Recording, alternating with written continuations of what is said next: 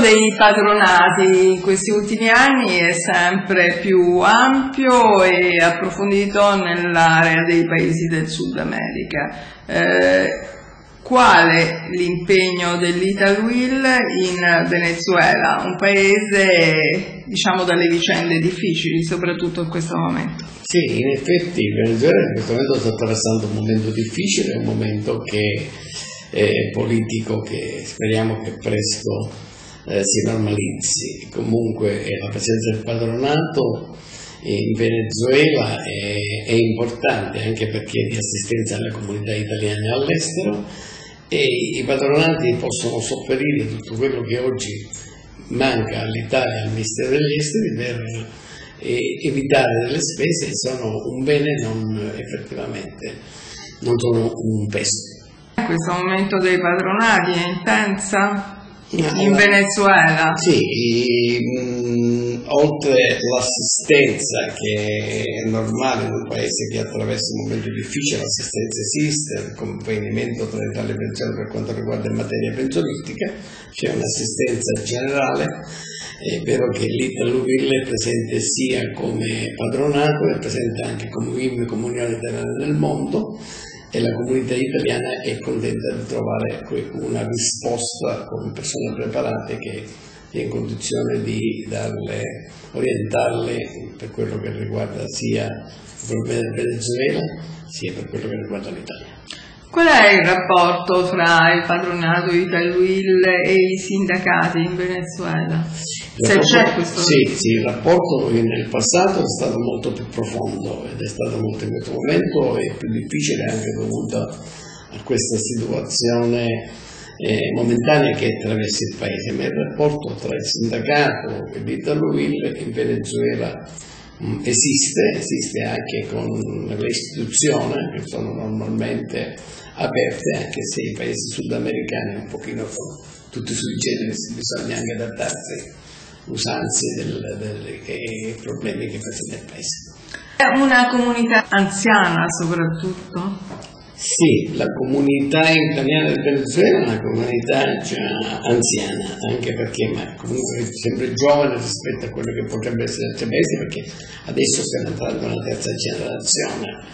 Comunque è una comunità molto attiva e legata all'Italia, che normalmente, oltre ad avere il passaporto venezuelano, ha il passaporto italiano e vuole essere orientata sia per quello che riguarda la parte assistenziale, ma anche per quello che potrebbe essere turismo o altre cose che interessa che potrebbe avere l'Italia. Se lei nota, in effetti, guarda un po' il panorama così dei paesi latinoamericani, la comunità italiana è quella che è più presente in Venezuela attraverso gli appartamenti, terreni, attività commerciali. È una ricchezza anche per l'Italia, non è solamente un peso. Quindi in ogni modo, nonostante la difficile situazione, le relazioni, diciamo, di tipo commerciale proseguono tra Italia e Venezuela, e la comunità italiana ne è vettore? Sì, secondo me sì, perché la comunità italiana è una comunità valida, che lavora e che produce in tutti i sensi, anche qualsiasi anche il lavoro dal più umile a quello più alto, è presente e partecipativa. Pertanto credo sì che è necessario sia il patronato, perché tiene queste relazioni con l'Italia, dà questo supporto, oltre a quello che potrebbe essere l'accordo di sicurezza sociale, che ormai diciamo, esatto, un po' poco a poco va separato, pertanto bisogna anche guardare i patronati con i tempi, chiudere i consolati, hanno delle strutture, perché non. Qual è la situazione dei consolati in Venezuela? La situazione dei consolati in Venezuela sono due: abbiamo il consolato generale di Caracas e abbiamo quello di Maracaibo. Volevano sopprimere quello di Maracaibo, io mi sono battuto perché questo non avvenisse, anche perché Maracaibo è importante come Stato, perché è la zona dove esiste il petrolio, la zona del petrolio, dove in effetti l'Italia ha dei rapporti commerciali con l'Italia. Siamo riusciti a tenerlo in piedi, però due consolati in effetti non sono sufficienti. Secondo me i patronati possono dare effettivamente qualcosa di serio, avendo le strutture, e contrariamente i consolari che sono necessari, ma comunque non hanno il supporto che dovrebbero avere. Come interpreta invece questo stop davanti all'accordo, al famoso accordo fra Patronati e il Ministero degli Affari Esteri? Non se n'è più parlato. Io credo che il Ministero degli Esteri dovrebbe guardarlo, approfondire quali sono i problemi e capire quale potrebbe essere il ritorno con i patronati, essendoci un'attività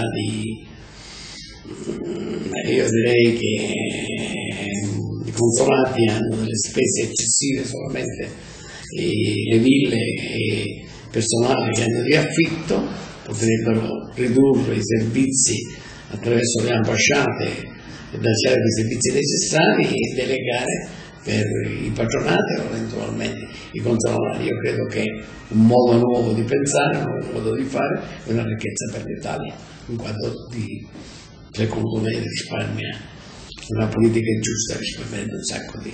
Lei è esponente del CGIE, ha partecipato all'ultima riunione del comitato di presidenza allargato. Nei giorni scorsi è stata fatta una proposta per quanto riguarda il rinnovo dei comites del CGIE. Qual è la percezione di una eventuale risposta da parte del governo italiano? Noi speriamo che entro l'anno 2014 si voti e che si rinnovi effettivamente i quadri del Consiglio Generale all'estero, che è importante secondo me, ma anche stanco, pertanto bisogna rinnovarlo.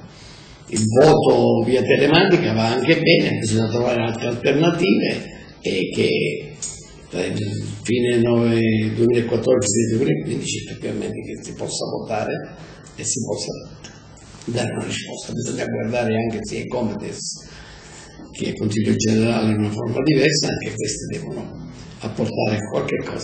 Ma avete saputo niente dal governo? No, il governo ha detto che sì, accetta sul volontariato. Accetta il volontariato, ma speriamo che si crea vota per Renzi. Adesso questo governo, la volontà esiste. I giovani della comunità italiana in Venezuela, di origine italiana, hanno dimostrato negli anni scorsi una grande attività e una grande volontà di riallaccio delle relazioni con il paese di origine.